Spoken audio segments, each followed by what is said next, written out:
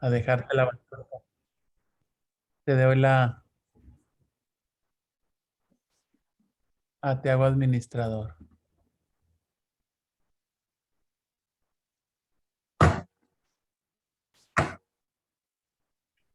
Ya, eres tu administrador, Padre Francisco. Sí, muchas gracias. Ahí Creo que está ya. faltan varios, ¿verdad? Sí, falta.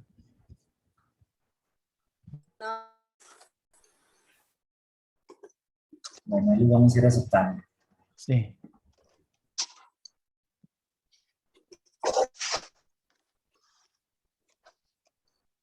Y ahí darle otra vez. Muy bien, pues, si gustan, vamos a iniciar haciendo una oración o ya la hicieron, ¿no? Hacemos una Buenas oración para consagrarnos a Dios y ofrecerle nuestro estudio. En el nombre del Padre, del Hijo y del Espíritu Santo. Amén. noches. Padre bueno, te damos las gracias porque nos permites estar unidos por este medio, a la luz de la fe en ti, que eres providente y misericordioso.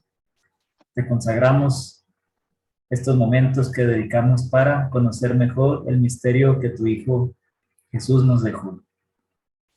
Danos los dones de tu Espíritu Santo para que, profundizando en tu amor, podamos siempre más entregarnos a ti y corresponder al plan maravilloso que tienes para cada uno de nosotros. Dios te salve María, llena eres de gracia, el Señor es contigo. Bendita eres entre todas las mujeres, bendito el fruto de tu vientre Jesús. Santa María, Madre de Dios, ruega por nosotros pecadores, ahora y en la hora de nuestra muerte. Amén. En nombre del Padre, del Hijo y del Espíritu Santo. Bien, mientras los demás van llegando, vamos a tratar de recordar qué fue lo que platicamos el día de ayer. Ayer dábamos una introducción, pues, diciendo cómo cristianismo, pues, es una palabra que implica muchas cosas como otras religiones, pero que también tiene sus particularidades. Por eso, como en varias enseñanzas lo han dicho los papas y el magisterio, pues la fe cristiana es única. En ella está Cristo como mediador de las gracias de Dios, y de una manera muy especial, pues se nos da esta gracia y la presencia de Cristo en los sacramentos. Entonces explicábamos también que la Santa Misa, pues, tiene varios elementos que podemos englobar en tres palabras, en tres términos que tratamos allí de iluminar, ¿verdad? Decíamos que uno es rito, decíamos que son los ritos, aquellas acciones, aquella consecución de momentos con los cuales, pues, nosotros permitimos que Dios obre. Los ritos son ocasiones para que Dios venga a nuestro encuentro y, pues, podamos obtener los frutos que esa presencia nos trae. Después tenemos las oraciones. Decíamos que las oraciones, pues, suelen ser de una manera espontánea, de acuerdo a lo que siento yo en el momento, a lo que me inspira el momento. O también pueden ser basadas en un texto fijo, como lo es en la misa. Buenas noches. En la misa hablamos con Dios, pues, de acuerdo a textos ya establecidos y que se nos dan desde mucho tiempo atrás, desde varios siglos atrás, ¿verdad? Y pues son oraciones que contienen toda una espiritualidad que nos va enseñando también más y más de nuestra fe. Y finalmente los signos. Decíamos que junto a los ritos y oraciones, los signos, pues, son también elementos que, pues, parecen muy ordinarios. Sin embargo, detrás de ellos, pues, está la acción de Dios. El agua, la luz, el incienso, los colores, las posturas, el silencio, el canto. Todo aquello que hacemos, pues, en la liturgia son signos que, pues, permiten a Dios obrar. Así es como Dios actúa. por estos medios. Pudiera ser de otra manera, seguramente, porque la omnipotencia de Dios, pues, pudiera haber creado otras cosas, pero fue así como lo quiso, ¿verdad? A través de signos. Ya desde antiguo, ¿cómo fue que sanaron de las mordidas de las serpientes los israelitas? Pues a través de una serpiente de bronce. ¿Por qué así? Pues así fue el mandato de Dios, ¿no? Con ese signo. ¿Cómo fue que nos redimió Cristo? Pues la cruz y el signo de la cruz, pues ya ven cómo tiene ahora este significado, etcétera, ¿no? Muy bien. Eso fue así muy sintéticamente lo que ayer platicamos. Y el día de hoy, pues vamos a tener como introducción un texto muy interesante que les voy a compartir.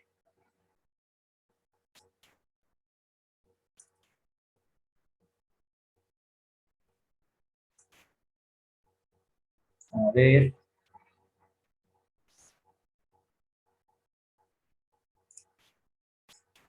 Miren, este de la imagen es Justino, San Justino mártir.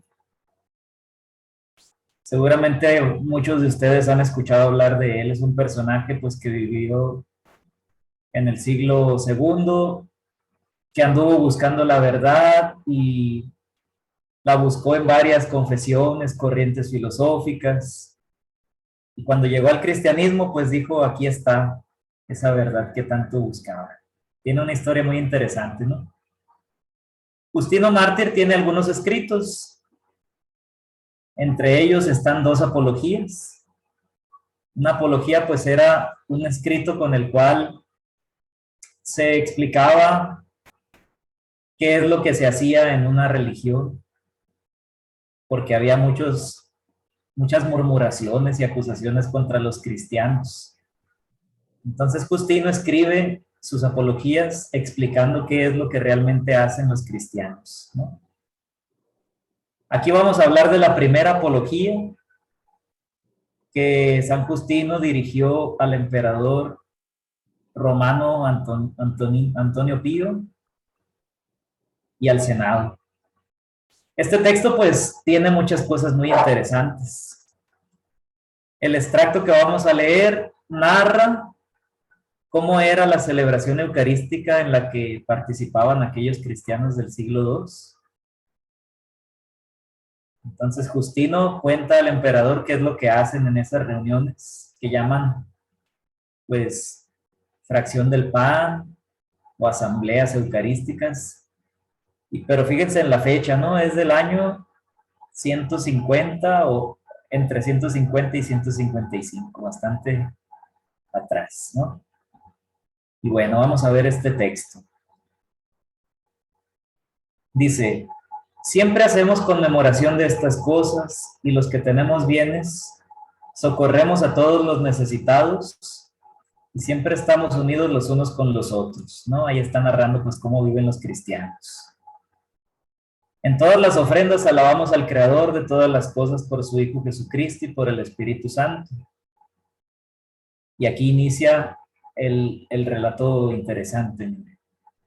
En el día que se llama del sol, se reúnen en un mismo lugar los que habitan tanto las ciudades como los campos.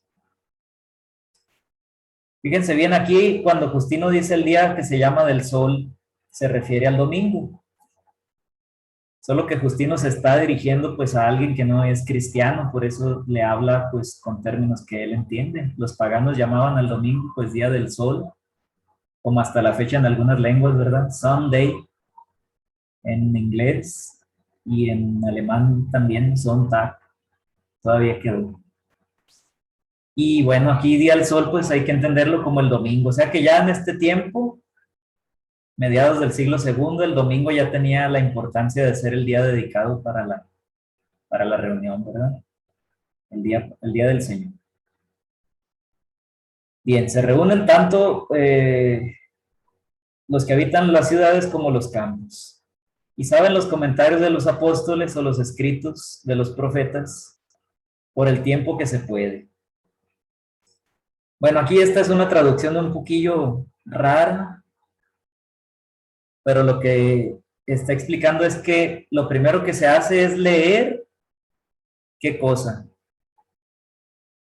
Los comentarios de los apóstoles o los escritos de los profetas. Es decir, que está narrando aquí la liturgia de la palabra, ¿no? Entonces ya desde aquel entonces, lo primero que se hace pues es la palabra de Dios, la lectura. Claro que todavía no tiene ese nombre, sino que se está todavía conformando. Dice, después cuando ha terminado el lector, el que preside toma la palabra para amonestar y exhortar a la imitación de cosas tan insignes. Aquí habla del que preside, o sea que esta reunión ya tiene un presidente, ¿no? Vamos a explicar ahorita quién es el que preside. Y pues está hablando aquí de que amoneste y exhorta pues de la homilía, ¿verdad? Después de las lecturas viene una explicación que invita a poner en práctica pues las lecturas. O sea que aquí en el relato de Justino pues ya tenemos la liturgia de la palabra con sus lecturas y la homilía. Bueno, después dice, nos levantamos todos a la vez y elevamos nuestras preces, que pudiéramos decir que es la oración de los fieles, ¿no? Dice, como en cuanto dejamos de orar, se traen el pan, el vino y el agua, y el que preside hace con todas sus fuerzas las preces y acciones de gracias, y el pueblo aclama, amén. Esta sería pues el ofertorio y la liturgia eucarística. La comunicación de los dones sobre los cuales han recaído las acciones de gracias se hace por los diáconos a cada uno de los presentes y a los ausentes. Entonces esta es pues la comunión, ¿verdad? Cuando se reciben los dones eucaristizados, o sea que el pan y el vino, después de la acción de gracias, que en griego se dice eucaristía, pues se reciben y también los diáconos los llevan a los que no están presentes, ¿verdad? Luego dice, los que abundan en bienes y quieren dar a su arbitrio lo que cada uno quiere, y lo que se recoge se deposita en manos del que preside, y él socorre a los huérfanos y a las viudas y a aquellos que por enfermedad o por otro motivo se hayan necesitados. Bueno, pues aquí también en estos encuentros había pues la donación de bienes para los más necesitados. Entonces la caridad tenía un lugar muy especial también en la Eucaristía. Y finalmente dice, como también a los que se encuentran en las cárceles y a los huéspedes que vienen de lejos. En una palabra, toma el cuidado de todos los indigentes. Y en el día del sol, todos nos juntamos, parte porque es el primer día en que Dios, haciendo volver la luz y la materia, creó el mundo, y también porque en ese día Jesucristo, nuestro Salvador, resucitó de entre los muertos. Fíjense, entonces, en este texto del siglo II, pues ya está muy claro por qué el domingo es día del Señor, porque es el día en que Cristo resucitó. Y por eso va a ir tomando toda ese trasfondo, ¿verdad? Que, como decíamos, los cristianos se fueron distinguiendo de los judíos, porque los judíos tenían la observancia del sábado. En cambio, ellos van a tener el domingo como día dedicado al Señor. Va a ser muy importante irse distinguiendo de eso. Y como ayer comentábamos, pues también de los paganos, ¿verdad? Los paganos, pues que se reunían en templos, que tenían su propia religión, sus dioses, ídolos. Los cristianos, todo lo contrario, pues van a tratar de distinguirse diciendo el templo somos nosotros. Creemos en un único Dios. ¿Cómo ven? Pues bueno, esta es la narración de la apología de San Justino Mártir, que pues es un texto muy, muy interesante que a grandes rasgos pues ya nos dice que la misa en aquel tiempo pues tenía las mismas partes que tiene nuestra celebración actual. Y de eso vamos a platicar el día de hoy, de cuáles son las partes en las que está conformada la celebración eucarística. Pues a lo mejor se han preguntado ustedes, bueno, o les han preguntado, la misa pues es la cena de Jesús con sus discípulos, pero lo que hacemos ahorita no se parece tanto, tiene muchas otras cosas. Entonces, ¿cómo fue que se le añadieron elementos, detalles? ¿Cómo anda vestido el sacerdote? El estar de rodillas, cómo hacer el pan, cómo se confecciona y qué tipo de vino. Pues hay muchas de esas dudas, pero en el fondo pues sí tenemos una estructura básica que ha permanecido desde los primeros tiempos, ¿no? Liturgia de la palabra, liturgia eucarística. Así que ya tenemos allí una de las fuentes, hay otras también, hay otras, con las que podemos argumentar por qué nuestra misa es como la tenemos ahorita. Ok, bien, pues dicho esto, vamos a ir platicando acerca de elementos que conforman la misa y me voy a guiar de este librito que les comenté ayer, La institución del general del misal romano. Por ahí les mandé incluso el texto al chat de WhatsApp, por si alguien no lo tenía. No lo vamos a leer tal cual, sino que lo vamos a ir comentando un poco. Bueno, antes de comenzar, vamos a ver si alguien quiere comentar qué pensó de lo que dejamos de tarea. Ayer cerramos diciendo, a ver, si nos preguntan, ¿se lee la Biblia en misa? ¿Qué podemos responder? A ver, no se agüiten si se equivocan, pueden, pues, ustedes digan sí, no, y por qué. A ver, ¿algún valiente? ¿Algún valiente? A ver, Sí, yo. Teresita, a ver. Bueno, usted dijo que podíamos consultar, ¿no? Y sí, yo vi ahí en el internet y busqué y está un documento que se llama Sacrosanto o Concilio Sacrosantum. Y ahí dice en el número 24, que sí especifica claramente, pues, que sí se usa todo lo de lo que se realiza durante la celebración está basado en la escritura. Dice Biblia incluso, ¿no? Pero luego hace referencia escritura.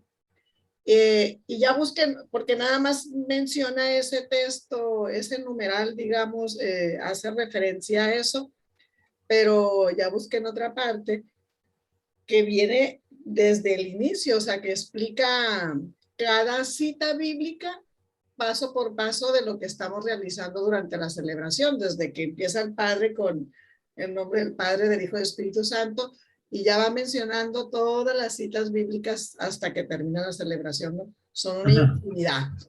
Ay, sí. Eso es muchísimo, pues, ¿no? Okay, Pero sí. sí, o sea, pues sí está muy claro.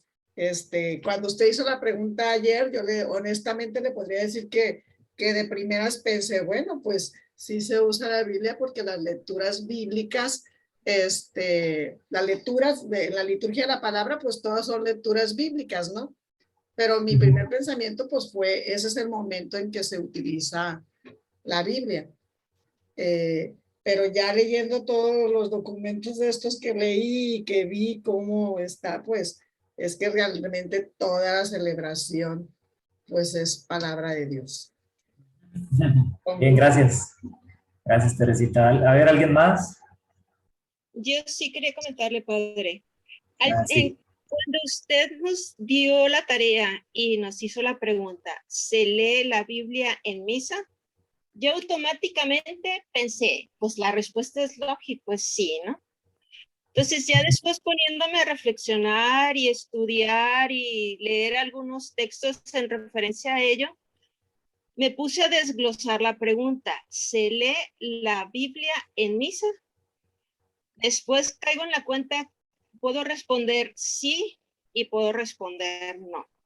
Entonces me voy a la instrucción general del misal romano y en los primeros numerales dice que dentro de la misa hay dos partes muy importantes.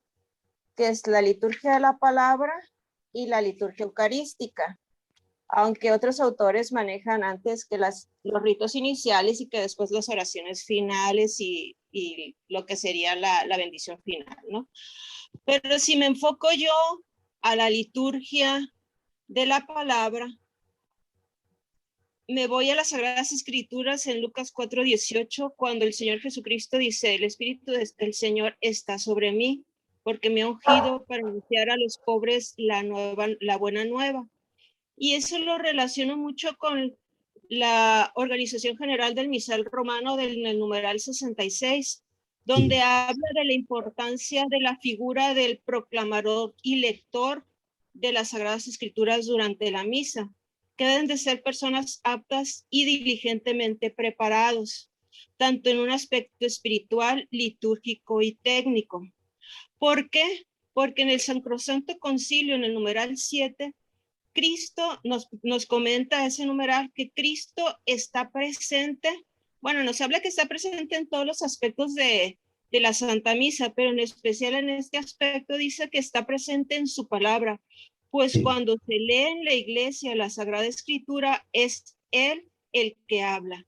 Y es por eso mismo de la importancia de la Organización General del Misal Romano que hace ese señalamiento de la importancia de la persona que lee y proclama las Sagradas Escrituras. Porque dice Mateo 18:20, donde estén 2 o 3 congregados en mi nombre, ahí estoy yo en medio de ellos, ¿no? Entonces, cuando estamos hablando de la liturgia de la palabra, liturgia eucarística, pues uno se pregunta, pues, ¿qué es la liturgia? Entonces, la liturgia en general se define como el ejercicio del sacerdocio de Jesucristo. Dice, en ella los signos sensibles significan y cada uno a su manera realizan la satisfacción del hombre y así el cuerpo místico de Jesucristo, es decir, la cabeza y sus miembros, ejercen el culto público íntegro. En consecuencia, toda celebración litúrgica, por ser obra de Cristo sacerdote y de su cuerpo, y que es la iglesia, es acción sagrada por excelencia, cuya eficacia con el mismo título y en el mismo grado no la iguala ninguna otra acción de la iglesia, ¿no? Ok, a ver, entonces, ¿se lee o no se lee la Biblia? Ya para... O sea, Padre, a lo que voy yo es que realmente se debe de proclamar y leer en el sentido de que tú funjas como tu sacerdocio que obtienes desde tu bautismo para verdaderamente comunicar la palabra de Dios hacia los fieles congregados. Ándele. Para que puedas fungir como un instrumento hacia los fieles para el mensaje que Jesús nos quiere señalar en esa asamblea. Ándele. Sí, gracias. Ahí mencionó una palabra muy interesante, proclamar. ¿Verdad? Padre. Mande, ¿quién es? Guadalupe Francisca. Ah, sí, mande. Para mí que el 75 más o menos % se lee todo basado de la Biblia, toda la liturgia. El 75% es el contenido de la Biblia. Ok, bueno, ok. Miren, sí, la pregunta era, pues, voluntariamente tendenciosa. Perdón, ¿quería hablar, Mónica? Sí, es que yo había entendido la pregunta en el sentido de que si como pueblo, como feligreses, participábamos leyendo la Biblia, y yo entiendo que no, porque nosotros en ese momento vamos a escuchar la palabra que nos van a proclamar. Pues el que preside en este caso, que es el padre, y los que participan, los lectores, pero como pueblo nosotros vamos preparados para escuchar y para recibir el mensaje que nos está dando Dios nuestro Señor a través de los que les corresponde hacer la las lecturas. Ujú. Me queda muy claro que en esencia la Santa Misa está totalmente sacada de lo que es la Biblia. Seguimos ritos y oraciones que son parte de los textos de la Biblia, y pues sin duda las lecturas, el Salmo, el Evangelio, pues son propios de la Biblia, ¿verdad? Sí. Sí, muy bien. Ahí les va, pues. Yo entendí. Sí, gracias. Y leyendo, pues igual, me basé igual en el Misal Romano, pues yo creo que coincidimos en las más citas. Fuentes. Hay fuentes, Sí. así es. Ok. Entonces, miren, la pregunta se prestaba para decir sí y no, ¿verdad? ¿Se lee la Biblia en misa? Podemos decir no, porque no es que tomemos una Biblia como tal, con todos los libros que canónicamente componen nuestra Biblia, y la leemos así. ¿O sí? ¿Alguien de ustedes hace eso? No, ¿verdad? En la misa no se lee la Biblia así. Pudiéramos decir se proclama, ahí ya va mejorando la cosa, porque proclamar y leer son cosas distintas, ¿verdad? Leer es, pues, cuando yo en casa medito un texto, yo hago una lección divina, pero ya en misa, proclamar significa que alguien la lee para los demás, ¿no? Sí. Y pues implica que es en voz alta, es anuncio. Pero bueno, vamos a platicar acerca de cómo lo más correcto que se debe de decir es, nosotros celebramos la palabra. A esto vamos a llegar a decir. Cuando la respuesta que vamos a ir conduciendo va a ser, ¿se lee la Biblia en misa? Bueno, más bien se celebra la palabra. ¿Sale? Vamos a ver de qué se trata. Ustedes ya lo dijeron, yo voy a organizar allí las ideas, pero ya en esencia ustedes ya platicaron bien cómo es la cosa. Miren, la Sagrada Escritura, por supuesto, está íntimamente unida con la liturgia.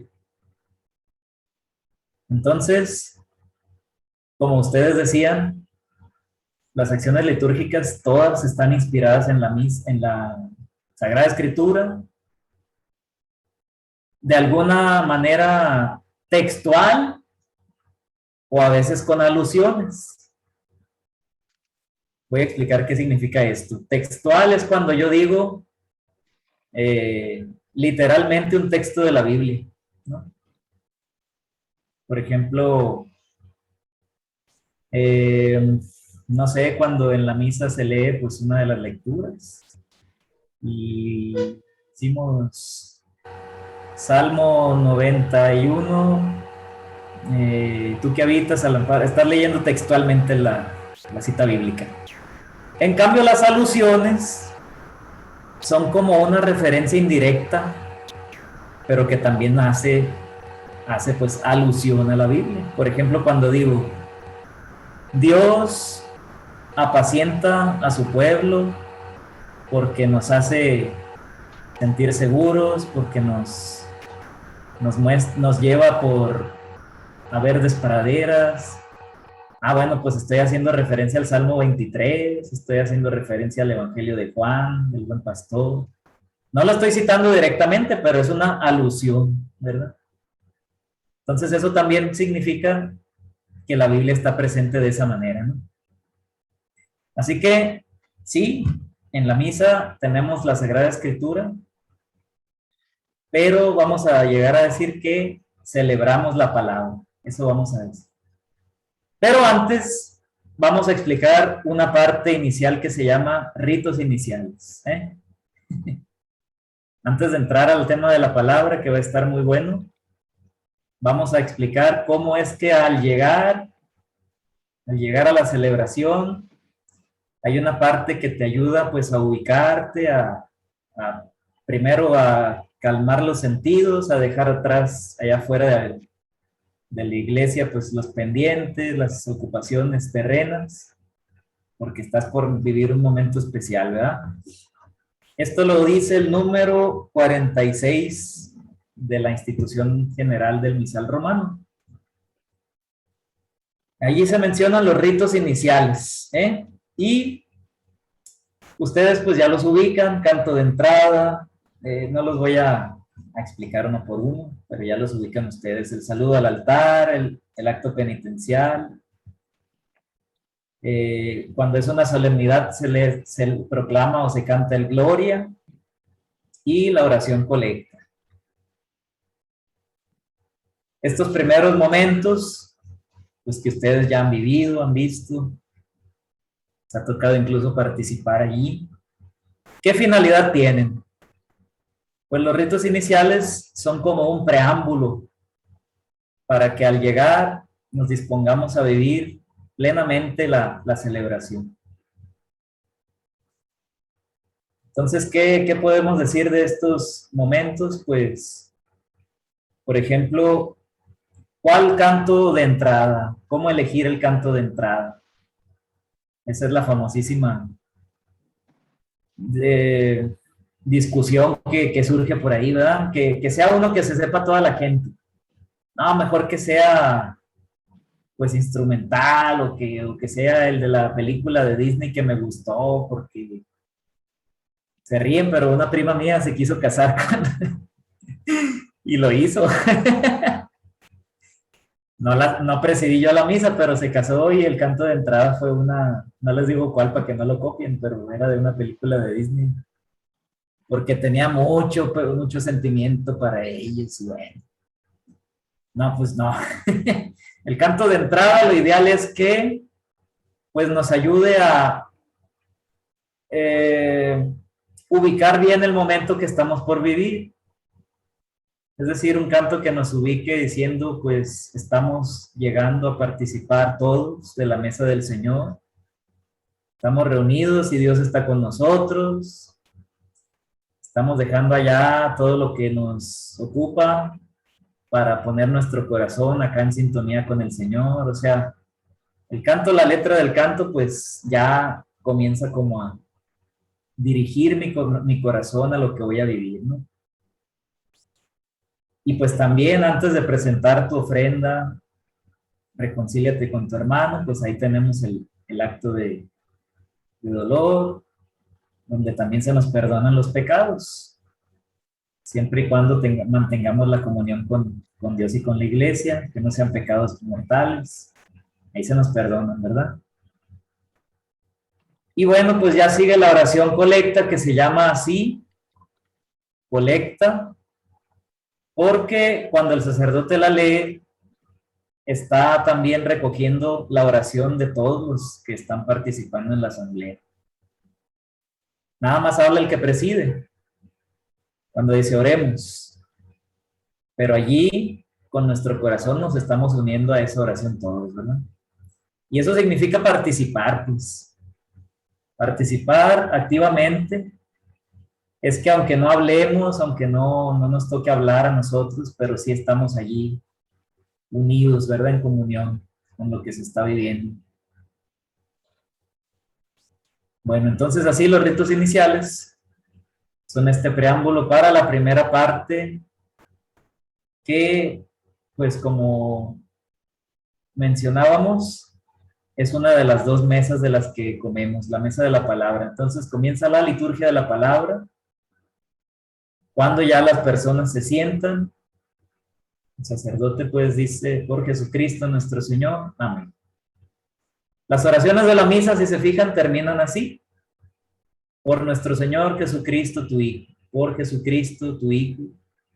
Porque toda la liturgia tiene siempre muy claro que a través de Cristo, como mediador, es como nosotros obtenemos el favor de Dios.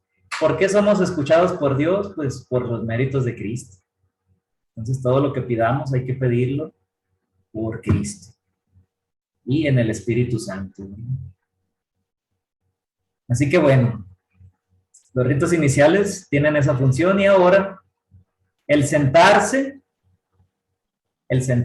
pues ya es un signo, acuérdense lo que dijimos que son los signos, es una postura que nos invita a estar perceptibles de lo que Dios nos va a decir. Vamos a decir a escuchar, ¿no? Nos disponemos para escuchar, pero cuando escuchemos, no solo pensemos en escuchar con los oídos. Si no, imagínense una persona sorda, pues ya no se salvó. Escuchar es algo más. Implica que todos mis sentidos, mi corazón, pues están allí a la expectativa de lo que me va a decir el Señor. Entonces digo esto porque a veces, pues hay quien dice, a mí no me gusta las hojitas dominicales ni los misales. Yo voy a escuchar, la palabra se escucha. Bueno, pues a veces esos subsidios ayudan, pues cuando la gente no escucha bien, o a veces los lectores, pues tampoco, o el sonido de la iglesia ayuda tanto y pueden ser útiles. O sea, escuchar no es algo tan literal, ¿sí me explico? Es por todos los medios que el mensaje logre llegar a ti, ¿no? Esa es la idea. Sí, obviamente el oído pues es el principal, pero también ahí entra, por ejemplo, la vista, cuando nos dirigimos al ambó para ver al lector, que no estemos viendo para otro lado, la imaginación o la memoria, que no andemos pues pensando otras cosas, sino que escuchemos, etc. Así que para las lecturas, como ya se hacía en tiempos de San Justino, les decía, en el siglo II, también aquí tenemos estas lecturas del Antiguo Testamento, del Nuevo. Y aquí hay una cosa interesante. Con las lecturas ocurre un pequeño diálogo entre Dios y la asamblea reunida. Primero Dios nos habla en la primera lectura y el Salmo pues es la respuesta a lo que Dios nos dice. Por eso se llama Salmo responsorial. Es como nuestra respuesta ante lo que Dios nos dijo a través del lector. En las solemnidades, pues hay segunda lectura, que mayormente está tomada de las cartas y epístolas, o de los Hechos de los Apóstoles en Pascua. Y luego el Evangelio, que pues tiene una importancia especial, por eso nos ponemos de pie, para escucharlo. Porque el Evangelio, pues toda la Escritura, toda la Sagrada Escritura es importante. Lo que le da ese toque especial al Evangelio es que allí se narra el cumplimiento de todo lo demás. Pues. Los Evangelios hablan de Cristo y ahí está la explicación del por qué las profecías del Antiguo Testamento. Entonces ahí está el cumplimiento. Bueno, por eso el Evangelio pues tiene ese lugar central, ese lugar preeminente, como lo dice también en la institución del misal romano. Así que miren, como decían ustedes también antes, cuando se proclaman en la misa las lecturas de la palabra, es Cristo quien nos está hablando. Entonces es una presencia muy especial de Dios la que se da en ese momento. El contexto de la misa, ¿no? Cuando estamos en la misa y cuando se proclaman ahí las lecturas, esas lecturas son la voz de Dios, es presencia de Dios. Y así como en aquella sinagoga de Cafarnaúm, que Jesús leyó el rótulo del profeta Isaías, que decía, el Espíritu del Señor está sobre mí, y después dijo, hoy se han cumplido esta enseñanza que acabamos de escuchar. Bueno, en cada misa Jesús nos dice, hoy se ha cumplido esto que escuchamos, porque cada misa es el cumplimiento de las profecías, es la presencia viva de Jesús, y nos alimenta con su palabra. Ahí estamos recibiendo el primer alimento de la misa, que es el pan de la palabra. Entonces, miren, volviendo al tema de la famosa pregunta de la tarea, nosotros Alguien mencionaba por allí un porcentaje de qué tanto leemos la Biblia. Los leccionarios actuales tienen el 98 o 95% de la Biblia. Los únicos textos que se omitieron fueron algunos cuantos que ahorita no los tengo presentes, pero que no eran, digamos, textos que se prestaban mucho para la celebración, ¿verdad? Para la proclamación de la Eucaristía, pero leemos allí, pues, prácticamente toda la Biblia, ¿eh? Dividida en 3 ciclos, perdón, A, B y C. Cada uno de estos tiene uno de los evangelios sinópticos, Mateo, Marcos y Lucas. Y el evangelio de Juan está por allí también distribuido. Ahorita, por ejemplo, estamos leyendo los domingos el evangelio de Juan. Pero están todos allí, cosa que no estaba antes del Concilio Vaticano II. Y fíjense otra cosa muy interesante. Nosotros en la misa leemos fragmentos de la Escritura. De tal manera que el texto de la Biblia cambia un poco respecto al texto del leccionario.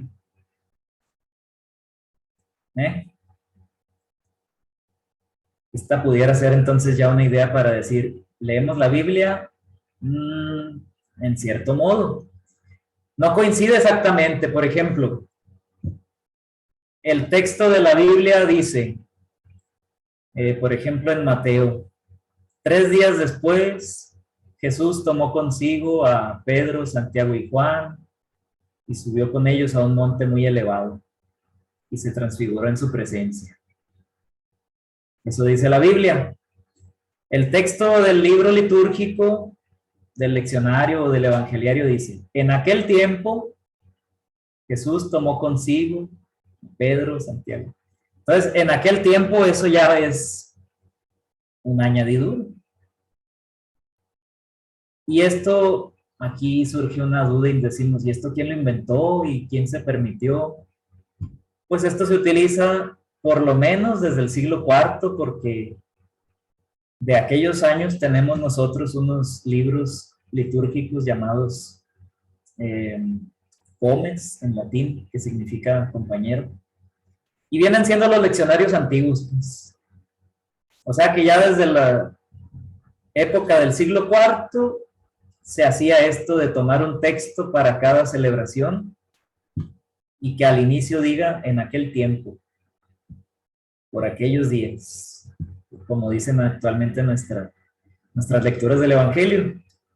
Así que no es algo novedoso, sino que ya la tradición cristiana lo viene haciendo. Y a veces también se omiten algunas partes, algunas partecitas no se leen, otras se brincan. Ya ven que, por ejemplo, la cita del leccionario dice capítulo 1, versículos del 1 al 2 y del 4 al 6. O sea, se omitió el 3. Esas cosas también pasan. Repito esto porque la tradición cristiana, pues, desde los primeros cristianos, considera que para la celebración, pues así se puede hacer. No es novedoso, no es así como que ahora estamos mutilando la Biblia o nada de eso, sino que así es como se adopta pues un texto para su celebración. Y eso se llama celebrar la palabra. Celebrar la palabra podemos decir que es proclamar extractos de la Sagrada Escritura para cada ocasión que celebramos la misa. De manera que estas lecturas iluminen pues esa celebración. Por ejemplo, si es sábado, pues podemos elegir un texto, bueno, si es una fiesta mariana, pues un texto que hable de María. Si estamos en Navidad, pues el texto que elegimos es aquel del Evangelio de Lucas, del nacimiento de Jesús, o la genealogía de Mateo. El texto lo elegimos en base a la temática litúrgica. Porque así la palabra nos habla en ese momento y nos orienta, nos ilumina ese tema que estamos celebrando? Ah, pues eso es celebrar la palabra. Que las lecturas, los fragmentos que la liturgia nos da, pues los proclamemos de manera que lleguen a nosotros, que nos vayan pues haciendo discípulos, transformando. Porque la palabra de Dios pues obviamente produce en nosotros un fruto. Acuérdense aquella profecía de Isaías que dice, así como la lluvia al llegar al suelo siempre produce vegetación, la palabra, así también produce siempre un efecto, ¿verdad? Así que ahí tenemos eso, celebrar la palabra. Tiene sus características, ¿verdad? Entonces, ahí les va otra idea muy interesante. La Biblia y la liturgia, la Sagrada Escritura y la liturgia, están tan relacionadas que una y la otra, pues, muchas veces nacieron precisamente para eso. O sea, la Biblia nació para la liturgia y la liturgia para la Biblia. O sea, una y la otra se llevan tanto, están tan relacionadas que en su origen también hay una relación. Voy a ponerles un ejemplo. Miren, ¿cómo fue que, por ejemplo, comenzamos a celebrar la Santa Misa? Pues viendo la tradición de el relato de cómo fue que Jesús celebró con sus discípulos aquella última cena, viendo los evangelios.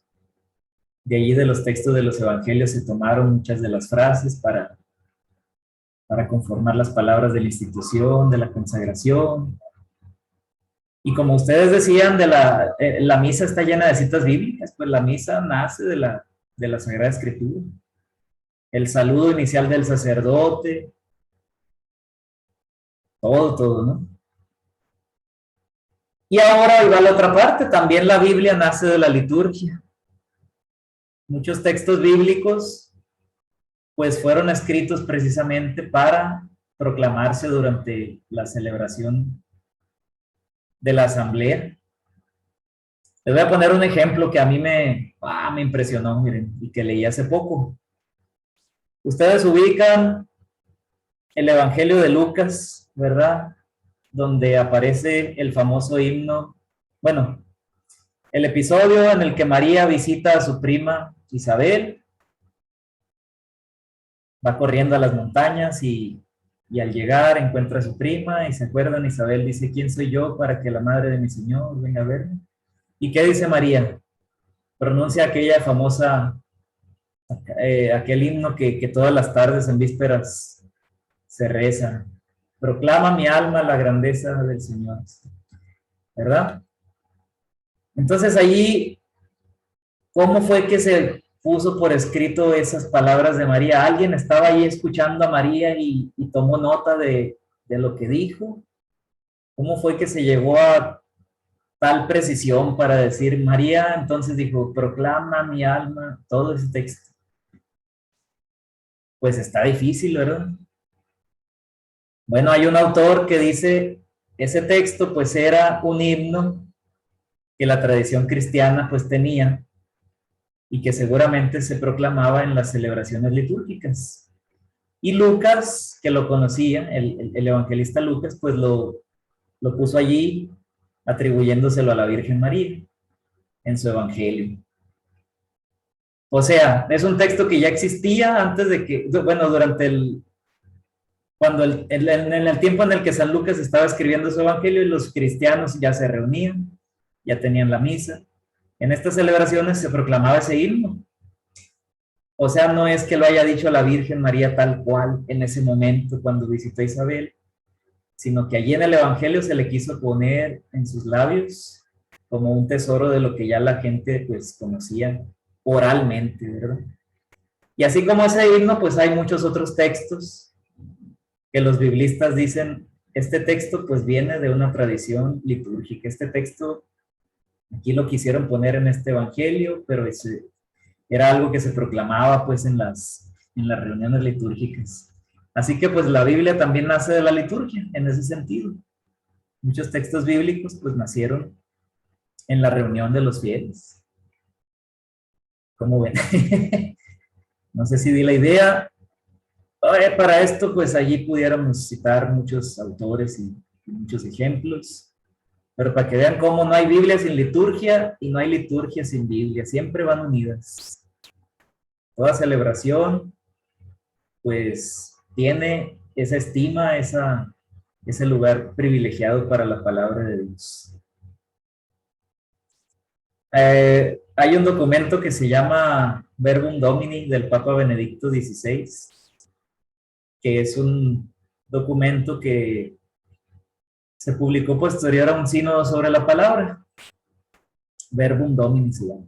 Exhortación apostólica postsinodal, Verbum Domini. Bueno, es un documento muy interesante que habla de la palabra de Dios y allí, pues dice, el lugar privilegiado para la palabra de Dios, pues es su proclamación en la asamblea litúrgica. El lugar privilegiado de la palabra de Dios es la proclamación en la asamblea litúrgica.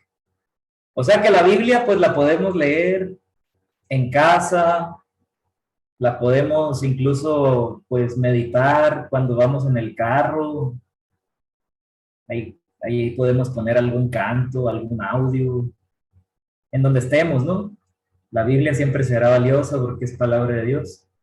Pero cuando se proclama en la liturgia, cuando celebramos la palabra, allí es como vamos a decir así, está como pez en el agua, pues ese es realmente el modo por excelencia para que nosotros, pues, recibamos el mensaje de Dios. En todo momento la palabra obra, ¿verdad? Es riqueza, es un tesoro, pero allí llega fuerte. Fíjense que hay muchos ejemplos que mencionar, ¿no? Pero me viene uno en mente. Hay una historia, la historia de San Antonio Abad, que fue escrita por otro santo, que se llama San Epifanio. Un santo escribió la vida de otro santo. San Antonio, pues era un joven que tenía familia adinerada. Es una historia así tipo San Francisco de Asís, pero más atrás. El caso es que, pues, dentro de esta historia se narra que Antonio entró a un templo durante la proclamación del Evangelio. En ese momento llegó ahí a la misa. Y el que presidía dijo en ese momento, si quieres ser perfecto, ve y vende todo lo que tienes y dáselo a los pobres, luego ven y siguen. El Evangelio que todos conocemos, ¿no? Se estaba leyendo en ese momento, pero a él, en ese momento que lo escuchó, le produjo un impacto muy grande y pues fue lo que hizo. Fue y vivía con su hermanita porque creo que había perdido a sus padres. A la hermanita la dejó con unas religiosas y vendió todo y se fue a vivir al desierto. Pues él fundó monasterios en Oriente, San Antonio Abad, pero así fue su historia. Al llegar a una iglesia escuchó que proclamaron eso y no necesitó nada más, ¿no? Ahí le llegó. Pues así a veces, aunque ya conocemos los textos a memoria, cuando se proclaman en ese contexto de la misa, resuena fuerte, ¿no? Resuena fuerte la voz de Dios. Así que por eso tal vez decía el Papa Benedicto, es el lugar privilegiado. Pues sí, es que lo ideal es escuchar la palabra eclesialmente, pues con los demás, estando reunidos para eso, para ello. Como ven, esta es entonces la liturgia de la palabra. Y bueno, pues tiene también, además de las lecturas, la homilía y la oración de los fieles. La homilía, pues, es esta parte que muchos llaman el sermón. Más que sermón, creo que es un término ya quedó atrás, así se la llamó antes del concilio. Homilía, pues también es una palabra que viene del griego y que muchos dicen, pues es que significa diálogo. Por eso muchos padres como que quieren así como que interactuar y van y le dicen a la gente, a ver, tú dime, ¿qué te pareció a ti este texto, ¿qué te dice? Y eso, ¿no? Pero no es tanto ese tipo de diálogo, sino que la homilía trata de que lo que se proclamó en las lecturas, tú ahora, ¿cómo lo vas a hacer vida? O sea, eso que se proclamó, a mí que me dice ahorita que tengo esta preocupación, ahorita que tengo esta enfermedad, este problema, que en la casa hay discusiones, ¿qué me dice a mí? ¿Cómo hacer vida esa palabra? Para eso es la homilía. La función del que preside, pues, es ayudarte, darte elementos para que hagas vida, porque la palabra, pues, no nada más hay que conocerla, hay que, pues, encarnarla, ¿no? Encarnarla, hacerla vida. Así que nos llevamos tarea cada misa, por eso el Padre dice, a vivir lo que hemos celebrado. No nada más se acabó, estuvo bonito, me gustó, me la pasé bien, me siento bien, sino aquí Dios me está dando tarea, ¿no? Salimos a hacer vida lo que celebramos. Así que bueno, pues eso es la liturgia de la palabra, la mesa de la palabra de la que nos nutrimos del pan de la palabra de Dios y recibimos pues allí a Cristo que se hace presente, como citaban por ahí, el número 7 de Sacrosanctum Concilium, de la Constitución sobre la Sagrada Liturgia, Sacrosanctum Concilium, número 7. Ahí está Cristo cuando se proclaman las lecturas de su palabra. No sé si haya, bueno, ya nos queda el tiempo de preguntas, ¿no? Preguntas o comentarios. Acuérdense que si no preguntan, yo pregunto. A ver, ¿quién dijo yo?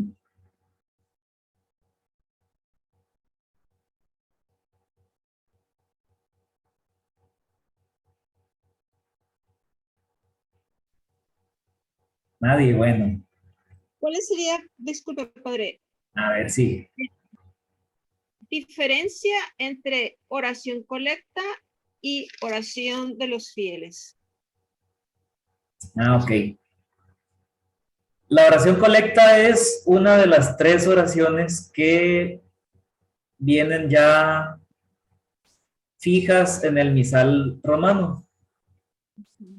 Junto con la oración colecta está la oración sobre las ofrendas y la oración después de la comunión. Esas 3 oraciones están en el misal. Por ejemplo, ahora es la memoria del santo cura de Ars, ¿no? Patrono de los párrocos. Pues en el misal viene la oración colecta del santo cura de Ars. Ahí viene la oración para este día. Y la oración sobre las ofrendas y la oración después de la comunión. Bueno, no tiene propia el cura de Ars, pero se toma también del común de pastores. Esas ya vienen allí. Por ejemplo, si fuera hoy Jueves Santo, en el misal viene la oración colecta para el Jueves Santo, oración sobre las ofrendas para el Jueves Santo y después de la comunión para el Jueves Santo. La oración de los fieles, esa es una lista de peticiones que hacemos nosotros cada ocasión. Es cuando decimos, te rogamos, Señor. Todos te rogamos. Por ejemplo, si va a haber confirmaciones, pues la oración de los fieles, pues es, oremos a Dios, hermanos, a Dios por estos hijos suyos que hoy recibirán el don del Espíritu Santo. Oremos, escúchanos, Señor. ¿Se acuerdan? Esa es la oración de los fieles. Y pues la diferencia es esa, que la oración de los fieles no tiene un texto fijo, hay varias opciones, la pueden hacer por comunidades, de hecho es lo más recomendable. Hay quien las toma de los misales mensuales, nomás que dice cosas que pues nada que ver con nosotros, ¿verdad? Porque dice, por ejemplo, no sé, por la misión en Mozambique de los hermanos misioneros combonianos, y la gente dice, ¿y esos quiénes son? O sea, mejor que pida aquí pues por la pandemia, por la lluvia, por las necesidades locales, ¿verdad? Entonces la oración de los fieles tiene esa característica que pues se busca que se refiera a lo que estamos viviendo para que, pues sí, la gente la sienta cercana. No sé si responde. Sí, entonces la oración de los fieles es opcional, pudiéramos decir, que solamente en celebraciones especiales se incluyen dentro una de las oraciones a decir durante la celebración eucarística. Ok, sí. Así es. Sí. La colecta nunca se omite. La oración de los fieles puede ser que solo en ocasiones especiales, exacto. Ok, muchas Eso gracias. sí.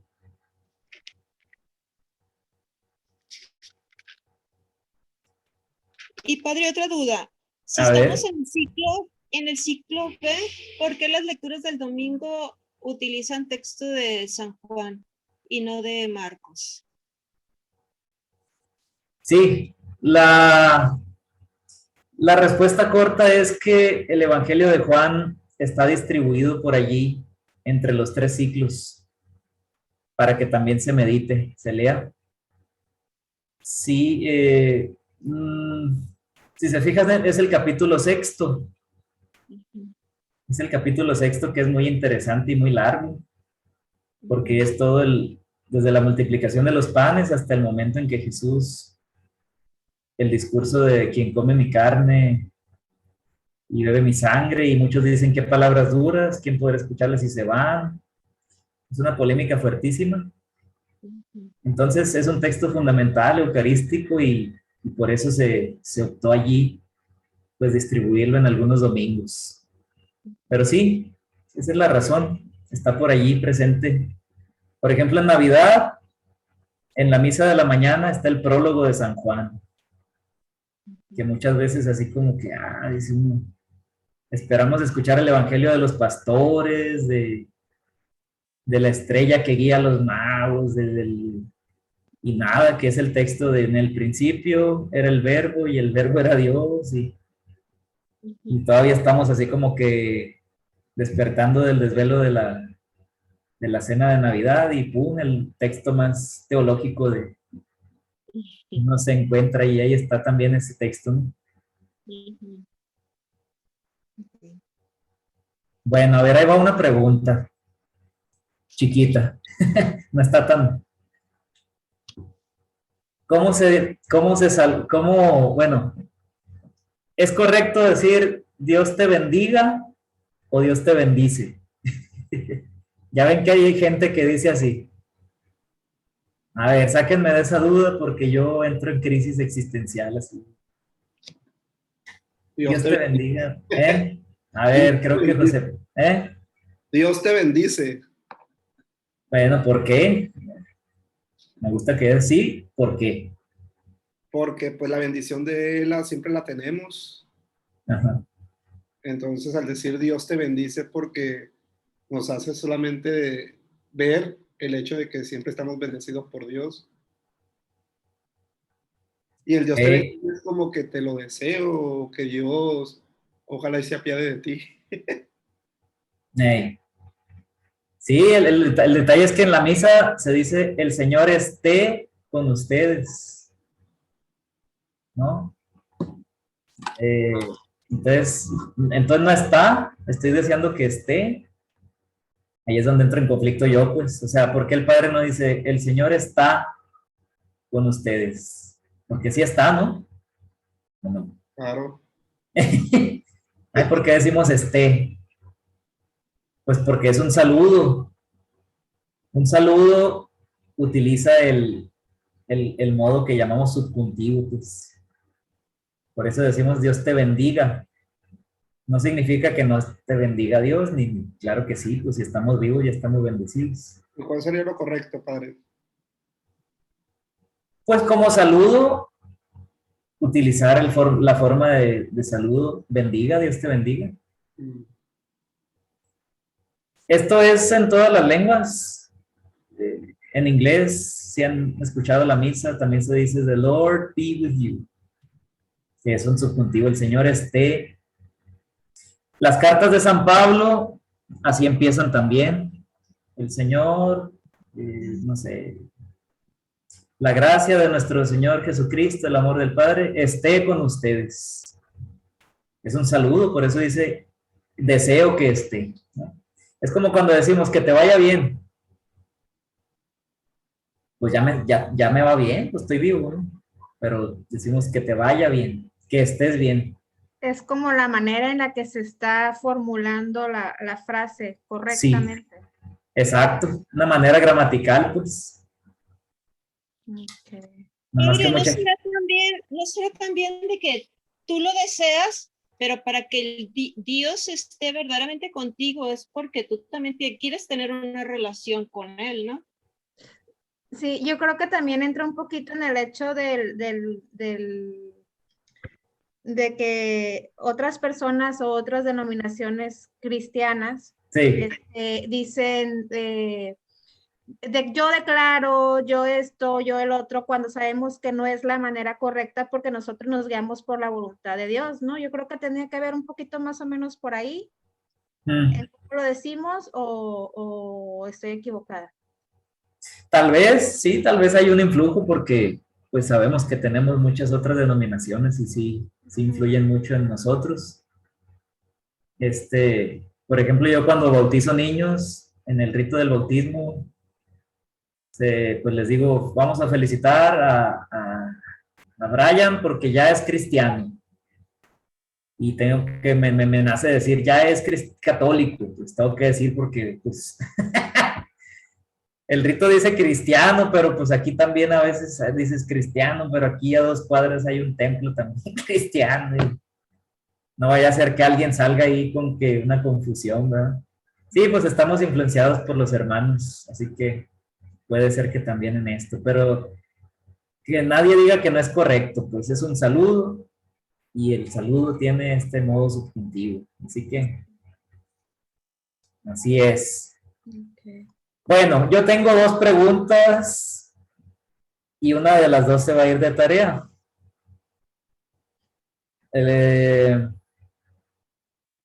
Voy a hacer una que va a ser breve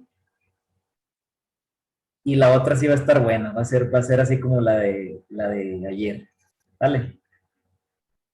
La primera es la siguiente. Nada más cuando me contesten digan sí y por qué, porque si no, pues... A ver, ¿Dios nos bendice o nosotros bendecimos a Dios? Esa es mi duda. ¿Dios me bendice o yo bendigo a Dios? O las 2 cosas. A ver, ¿quién se anima a decir? Ay,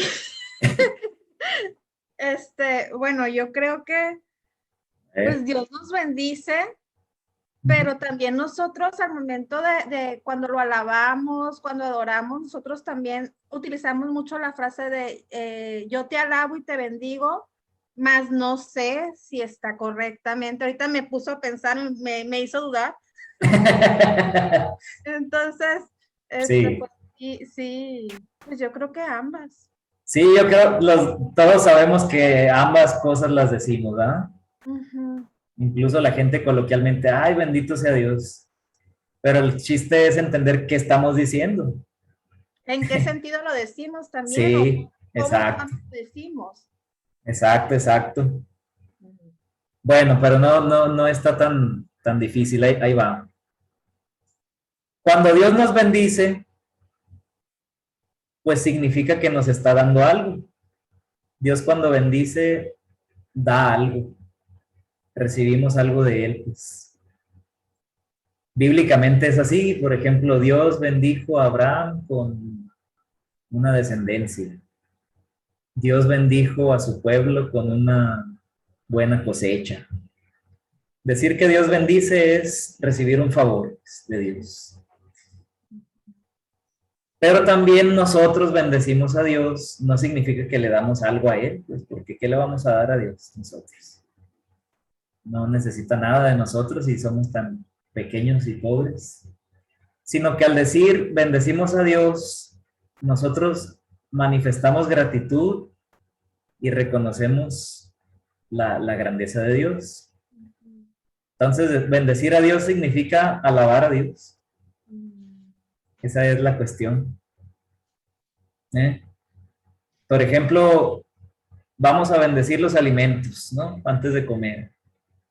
y uno se imagina que los estamos exorcizando, así como que, no lo comas porque no está bendito todavía, como si tuviera todavía algo de negrito, así, y después de la oración ya no. No, bendecir significa vamos a dar gracias a Dios porque tenemos comida hoy, porque nos permitió tener alimentos aquí ahorita en la mesa. Vamos a darle gracias. Entonces, los alimentos ya están benditos, Padre. Todo está bendito. Acuérdense que dice el Génesis, y vio Dios que era bueno. Es que el padre Micho me regañaba. Ah, Cierto, Manuel. Íbamos a un restaurante y yo estaba a comer y era pena. Y un día me dijo, no, profe, no te preocupes, los alimentos ya están benditos. Dice, solamente hay que dar gracias. Ah, ok. Entonces, una manera en la que nosotros lo bendecimos es cuando ponemos a Dios en el justo lugar y le damos a nosotros el justo lugar en nuestra vida, pues. Sí, exacto. Pues sí, es lo que nos toca hacer, pues reconociendo que sin Él no somos nada, que Él lo es todo, que es el centro de nuestra vida. Obviamente lo bendecimos pues cuando tratamos de seguir sus mandamientos, cuando tratamos de amar a los demás, de amarlo a Él, etcétera, ¿no? Bueno, pero ahí va la pregunta de tarea. No es tanto una pregunta, sino que voy a plantear la cuestión y ya ustedes la escriben así como. Miren, ya platicamos acerca de eso de templo, iglesia, el día de ayer, ¿se acuerdan? Entonces, el día de mañana vamos a platicar un poquito más acerca de eso, de cómo es que se ubica el lugar donde celebramos la misa. Pero hay una cuestión. Si los cristianos somos templo del Espíritu Santo, que así lo dice la palabra de Dios, ¿verdad? Que cada uno de nosotros lleva al Señor dentro. Entonces, necesitamos iglesias, necesitamos templos.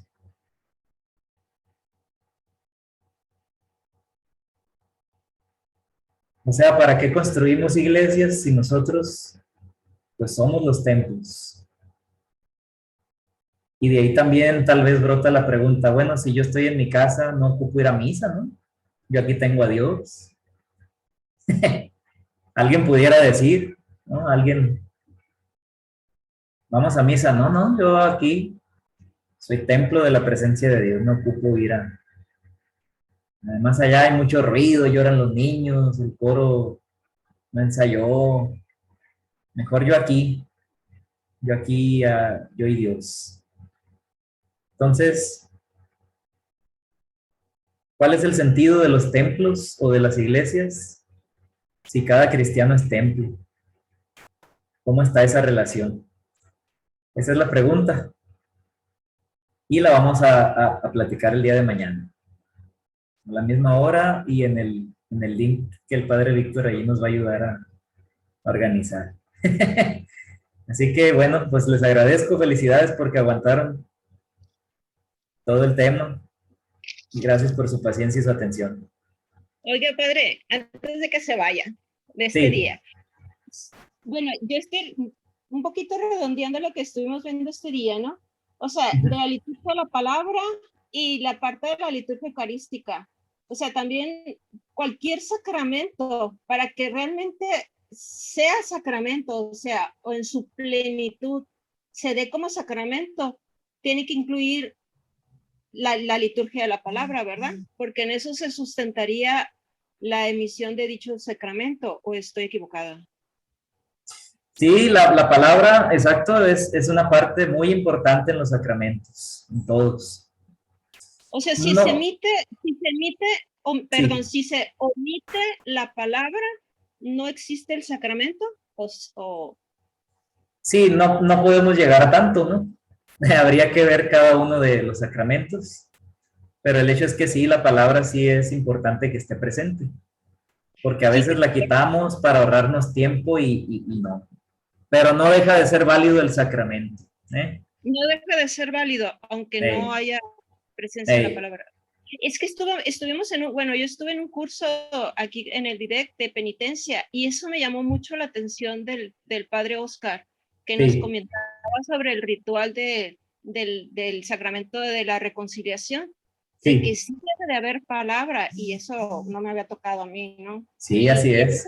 Y él nos explicaba cómo él realmente ejercía ese sacramento. Y no sé, se me vino ahorita a la mente con esto que estamos viendo, el sacramento de la... Sí. Entonces, y en relación con la tarea, hay una cita bíblica de Jesús con la samaritana que dice... esa es la...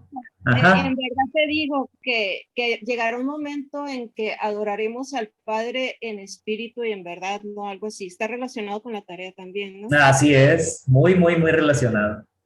Mañana lo vamos a comentar, pero sí, esa cita ya dio una pista muy importante.